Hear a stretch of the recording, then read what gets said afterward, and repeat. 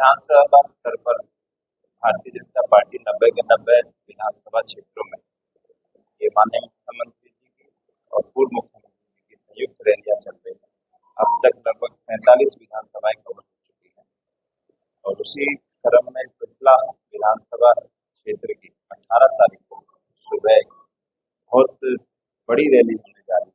लोकसभा स्तर के चुनाव चल रहे हैं। नायब सैनी जी हमारे प्रदेश के माननीय मुख्यमंत्री जी का इस रैली में आना होगा और काफी उत्साह है। जैसा आप लोगों ने ऊपर देखा भी होगा, महसूस भी किया होगा। हमारे सभी ब्लॉक समिति के मेंबर यहाँ पर थे, चेयरमैन साहब यहाँ हैं, सभी सरपंच साहब कई गाँव के यहाँ पर, सभी लोगों में अच्छा उत्साह और अच्छी बड़ी संख्या की पिछला विधानसभा में रैली होने जा रही है।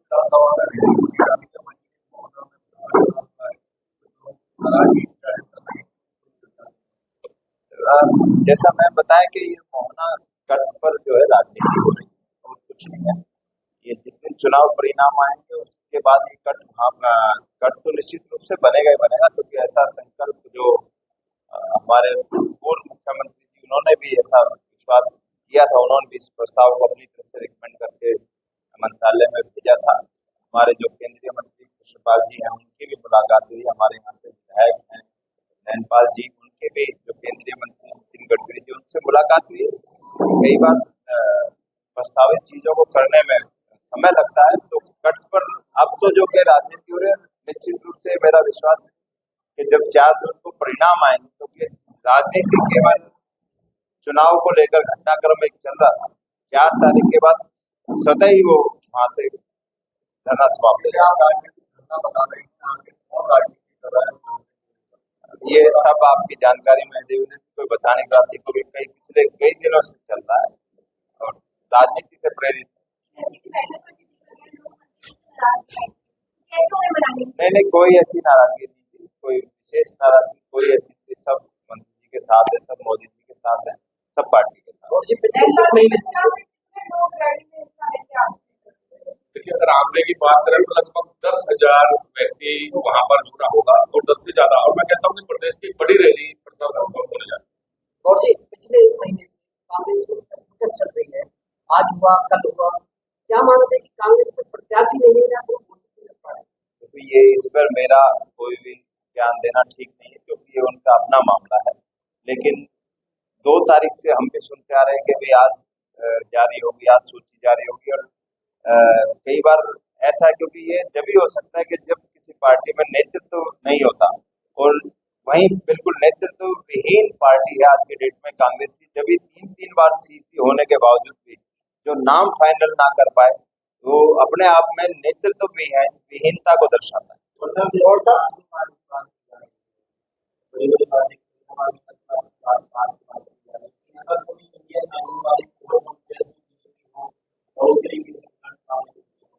आप महावीर चिंता ना करें, देश के लोगों का संकल्प है ये कोई इंडिया शाइनिंग की बात नहीं है। देश के लोगों का संकल्प है। देश ने अपनी आंखों से इस देश को बदलते हुए देखा है, देश के बढ़ते हुए मान को देखा है, देश के बढ़ते हुए सम्मान को देखा है।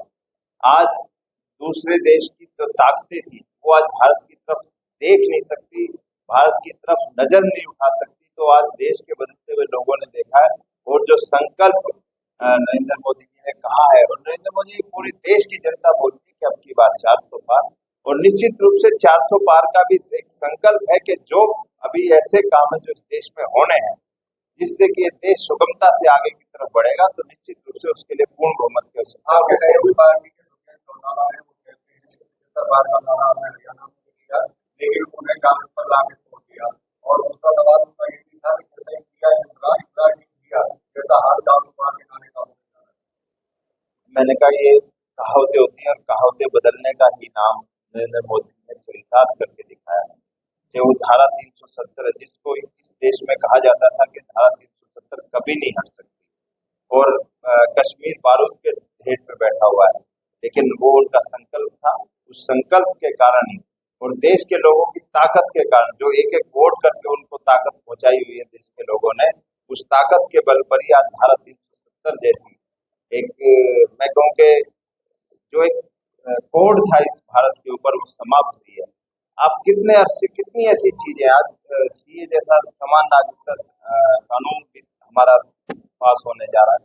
तो ये सब चीजें क्योंकि मोदी पूरे 24 घंटे इस देश के लिए काम करते हैं, एक दिन की उन्होंने छुट्टी नहीं ली और जो अपने पूरे समर्पण के साथ देश के साथ के लिए काम करता है, देश भी उनके साथ चलता है। सुजय घोटाला को लेकर भारतीय जनता पार्टी क्यों कर रही है? आगे क्यों लगातार बार बनारा देने वाली पार्टी को जाने पे लाने तो आप भारतीय जनता पार्टी क्यों बुरी कर रही है?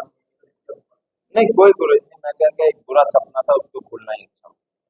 कौन सा वर्तमान में 10 लाख कार का नारा लोगों में विरोध किया कह रहे हैं कि हर बार मोदी के नाम पे वोट जाते हैं।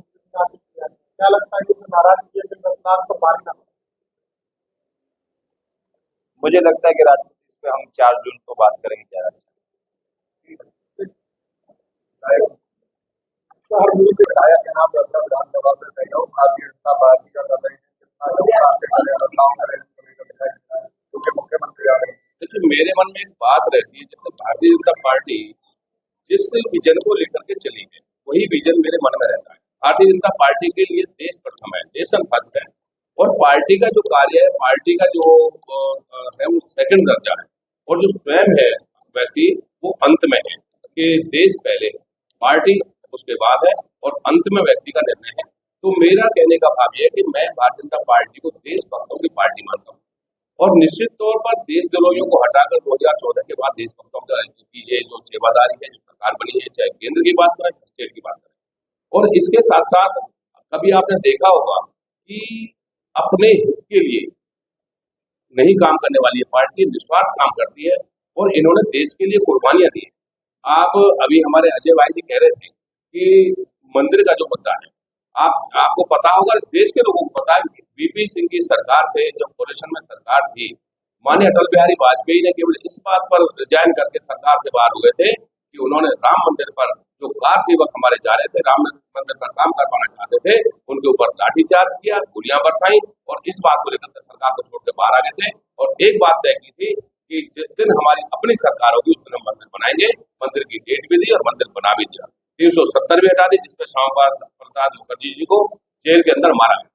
तो इसलिए देशभक्तों की पार्टी जो भाजपा की स्थानीय इकाई है वो भी तैयारी जोर शोर से कर रही है, आप अपने स्तर पर कर रहे हैं क्या? दोनों के देखिए निश्चित तौर पर हमने भारतीय जनता पार्टी की सरकार को 5 साल के लिए समर्थन दिया, और मैं तो प्रो भाजपाई अपने आप को मानता हूँ, प्रो भाजपाई हूँ, 2 बार का टिकट मुझे भारतीय जनता पार्टी ने दिया है।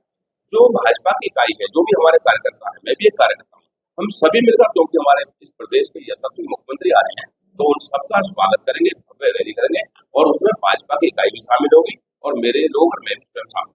क्या इससे पहले क्यों नहीं हो पा रही है कि इकाई भाजपा की थी और आप एक साथ बैठक करें और एक साथ ही वही है। देखिए शायद आपको लोगों को इस बात की जानकारी नहीं होगी कि माननीय कृष्णपाल जी ने, अजय गौड़ जी ने और हमारे जिलाध्यक्ष ने सभी की अलग अलग विधानसभा मीटिंग ली है, और उस मीटिंग में हमारे साथ सभी कार्यकर्ता थे, सभी पदाधिकारी थे, और वो इकट्ठी मीटिंग हो चुकी है। क्योंकि मैं यहाँ से विधायक हूँ और कोई ये ना समझे कि मैं इंडिपेंडेंट हूँ तो भाजपा को मैं कम सपोर्ट करूंगा, क्योंकि जैसे कृष्णपाल जी ने कहा था, मेरे ब्लड के अंदर रग रग में जो भाजपा बसती है, और उसी का एक कारण है कि आज हमने प्रेस के माध्यम से भी ये बताने की कोशिश की है कि रैली बहुत बड़ी होगी, और भाजपा की रैली होगी, और भाजपा की यहाँ से जीत भी बहुत बड़ी होगी।